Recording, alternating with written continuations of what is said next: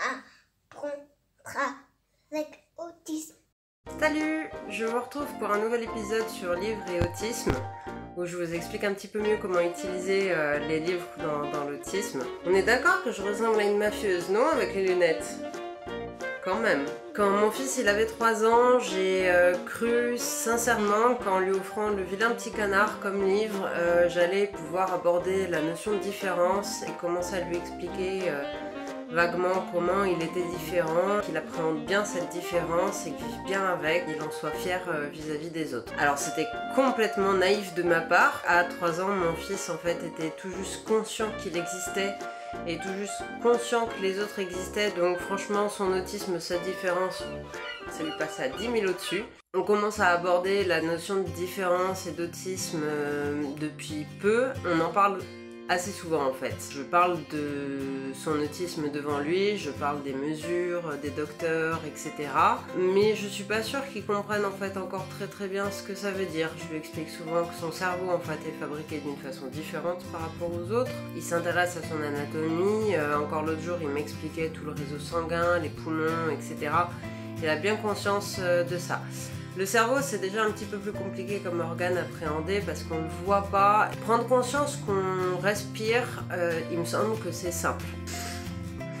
Même si j'ai la crève, j'arrive à respirer et j'ai conscience que je respire. Le fait que je fais rentrer de la nourriture à l'intérieur de moi et que je le fais sortir, ça, a priori, j'en ai assez conscience et plusieurs fois par jour aussi. Le fait que je pense et que je suis uniquement à cause d'un organe, en dehors de toute considération ésotérique ou religieuse, quant au fait d'avoir une âme, j'ai un cerveau, donc j'existe.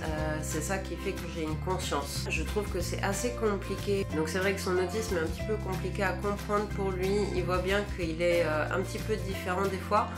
Mais je pense qu'en fait ça le dérange absolument pas d'être différent et qu'il se pose pas la question de comment sont les autres et comment il est lui. Il sait ce qui l'embête, il sait ce qu'il apprécie et puis ça s'arrête là. Ceci dit, c'est quand même important de commencer à aborder la question de différence parce que il y a lui mais il y a aussi les autres. On a déjà été confronté à des enfants qui avaient des handicaps plus lourds que lui et où il avait besoin effectivement de les excuser par rapport à d'éventuels comportements qui étaient mal maîtrisés. J'ai emprunté récemment Petit Pois à la bibliothèque.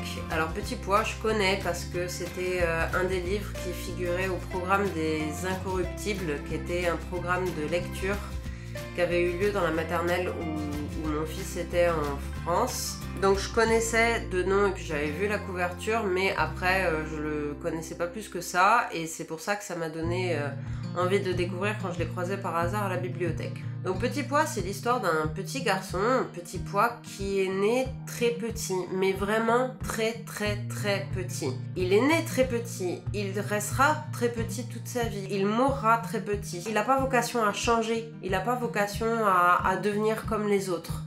Et ça, je trouve c'est déjà un très bon postulat. Petit Pois, il n'est pas anormal comme il est juste né comme ça. Il vit dans un monde qui n'est absolument pas adapté à lui. Rien n'est de la bonne taille. Les vêtements, les jouets, l'école, les copains, les livres. J'aime beaucoup l'attitude que Petit Pois, il a en fait. Durant l'histoire, on n'est pas avec un individu qui se résigne, qui déteste les autres, parce que ça c'est une trajectoire aussi qu'on peut malheureusement suivre. Il n'est pas non plus en train de se remettre en question, lui, pourquoi est-ce que je suis comme ça, c'est pas juste. Petit Pois va prendre le parti dans sa vie d'adapter son monde extérieur, en fait, son environnement à lui, sans se remettre en question, sans se dire que c'est lui le problème, sans se dire que c'est les autres qui sont le problème.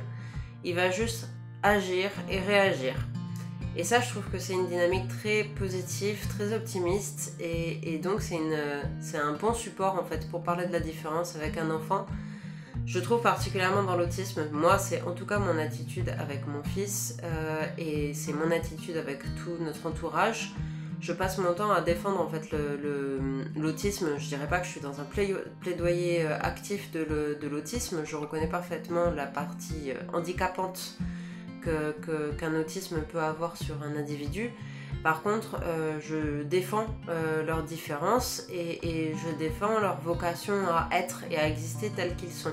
Je cherche à me détourner de la vision purement médicale ou de la rééducation comportementaliste systématique en fait chez les autistes parce qu'ils apportent aussi énormément de diversité. Et je sais qu'il y a beaucoup de personnes qui me suivent sur les plateformes qui pensent comme moi, effectivement, qu'on a vocation à défendre la neurodiversité à un moment ou à un autre. Donc j'aime beaucoup la façon dont Petit Pois se défend de lui-même, avec assertivité, sans être agressif, sans se remettre en question. Il n'y a pas du tout de pathos, il n'y a pas du tout de discours larmoyant dans Petit Pois. Alors maintenant, je vais vous le présenter un petit peu au niveau de ses illustrations et vous allez comprendre. Comme vous le voyez, Petit Pois, il est tellement petit comme un petit pois que même un chat, c'est un immense lit pour lui. C'est vous dire à quel point Petit Pois est petit. Et du coup, Petit Pois, ouais, il a toujours vécu dans un autre monde. Un bol, c'est plus grand qu'une baignoire. Même les vêtements des poupées sont trop grands pour lui. Il dort dans une boîte d'allumettes. Il utilise les petites voitures automatiques comme voiture. C'est très très doux comme illustration. Vous voyez comment ça se passe quand il rentre à l'école, Petit Pois. C'est vraiment pas fait pour lui ce monde. On parle souvent d'ailleurs de l'école pendant 6 à 8 pages dans Petit Pois. Donc c'est aussi un très bon tremplin pour parler effectivement de l'école inclusive et du fait que tout n'est pas toujours calibré pour nos enfants à l'école. Mais ça ne veut pas dire qu'ils n'y ont pas leur place, ça ne veut pas dire qu'on va renoncer, ça ne veut pas dire qu'ils doivent se remettre en question. Ça veut juste dire que c'est comme ça, parce qu'on fait les choses par rapport à la norme. Mais que ça ne veut pas dire qu'il va y avoir de problèmes systématiquement. Mais c'est vrai que le professeur de Petit Pois est un peu triste, un peu interpellé parce qu'il se pose des questions. Quel peut être l'avenir de Petit Pois dans un monde qui n'est absolument pas construit, fabriqué, calibré pour lui? Mais Petit Pois, il trouve ses solutions. Regardez la belle maison d'adulte qui s'est fabriquée. Là, justement, il y a d'ailleurs un exercice assez sympa avec un enfant. C'est de lui faire dire quels sont les différents éléments pour qu'il puisse travailler un peu sur les échelles. C'est-à-dire qu'on voit les allumettes, on voit les livres, etc. On comprend que ça doit être une boîte en carton. Là, pareil, mon fils m'a demandé pourquoi est-ce qu'il allait dans une boîte de chaussures. Donc je lui ai expliqué qu'effectivement, à partir du moment où on devait tout créer de façon minuscule, les boîtes à chaussures, ça faisait des immeubles immenses. Et à votre avis, quel est le métier de Petit Pois devenu adulte? Eh bien oui, parce que quand on est enfant, un jour on devient adulte et on se crée son avenir, même si on a toujours été différent et même si on sera toujours différent. Quel est le métier de Petit Pois aujourd'hui?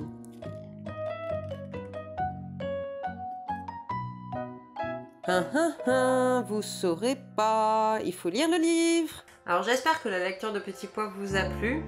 Moi j'aimerais bien lancer un débat maintenant avec vous et vous demander de commenter cette vidéo et de dire quels sont les titres de livres que vous utilisez ou vous affectionnez pour expliquer la différence à votre enfant ou la différence en général. J'ai cité Le Vilain Petit Canard qui est, je pense, un grand conte bien connu pour tout le monde, mais il y a énormément de choses récentes dans la littérature jeunesse. Et je serais très curieuse que vous apportiez votre pierre à l'édifice et que vous expliquiez un peu quelles sont vos petites recettes en termes d'histoire pour expliquer la différence et éduquer à la différence. Je vous remercie pour vos contributions et je vous dis à très bientôt pour une nouvelle vidéo sur les livres et l'autisme.